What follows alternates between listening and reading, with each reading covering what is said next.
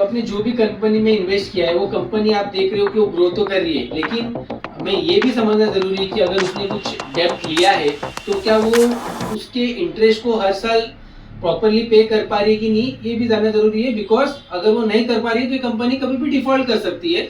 तो अब हम समझते हैं इसको through a interest coverage ratio. तो इंटरेस्ट कवरेज रेशो क्या होता है?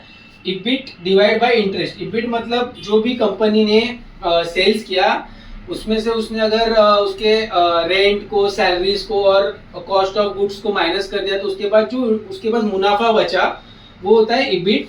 उसमें से उसने इंटरेस्ट और टैक्स पे नहीं किया है, जो डिवाइड बाय इंटरेस्ट मतलब उसका डेप्ट के लिए उसको हर साल जितना इंटरेस्ट भरना पड़ रहा है। ठीक है, तो अब हम समझते हैं कि ये बीटा डिवाइड बाय इंटरेस्ट मतलब जो आपको रेशो मिलेगा वो प्रॉफिट या वो इंटरेस्ट से कितना अमाउंट ज्यादा है, कि वो कितनी बार पे कर सकती है, इतना अमाउंट वो कमा रही है कंपनी। ठीक है, तो अगर लेस देन 1 है तो वो डिफॉल्ट कर जाएगी। उसका मतलब है कि वो कंपनी कभी भी डिफॉल्ट कर सकती है। मतलब उसका जो वो प्रॉफिट अर्न कर रहा है वो इतना भी नहीं है कि वो इंटरेस्ट को हर साल रीपे कर सके। ठीक है, अगर वो 1 to 1.5 है, ठीक है, अगर वो 1 to 1.5 है तो वो ट्रबल एंड कॉशियस है। मतलब वो भले ही आज आपको ग्रेटर देन 1 तो दिख रहा है, लेकिन अगर उसका सेल कम हो जाता है, अगर उसका प्रॉफिट कम हो जाए तो बाय डिफॉल्ट वो लेस देन 1 हो जाएगी। तो इसलिए ये भी कॉशियस है, इससे भी आपको ध्यान रखना है कि this are also red flag companies. ठीक है, अगर वो ग्रेटर देन 3 है, ठीक है, ग्रेटर देन 3 है मतलब फाइन है, मतलब वो इतना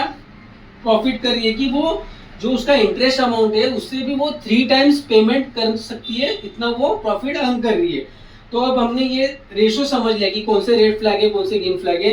तो उसमें और एक चीज है, अगर ये इबिटा बाई इंटरेस्ट रेशो अगर आपका क्या बोलते हैं, अगर वो 80 टाइम्स है, जैसे कि हम एग्जांपल ले लेते हैं, जैसे कि HUL है, उसका इबिटा बाई जो इंटरेस्ट रेशो वो 80 टाइम्स है, मतलब वो इतना प्रॉफिट कर रही है कि वो उसके इंटरेस्ट अमाउंट की 80 टाइम्स पेमेंट कर सकती है। ठीक है, अगर उसी के पर्सपेक्टिव में अगर हम वोडाफोन देखें तो वोडाफोन का लेस देन 1 है, मतलब वो इतना प्रॉफिट जनरेट कर रही है कि वो अपने हर साल के इंटरेस्ट अमाउंट को पे भी नहीं कर पा रही है। तो आप हमें कमेंट सेक्शन में बताएं कि आपने जो भी कंपनी में इन्वेस्ट किया है क्या उसका इंटरेस्ट बाय कवरेज रेशो मतलब लेस देन 1 है या ग्रेटर देन 1 है या क्या रेशो है।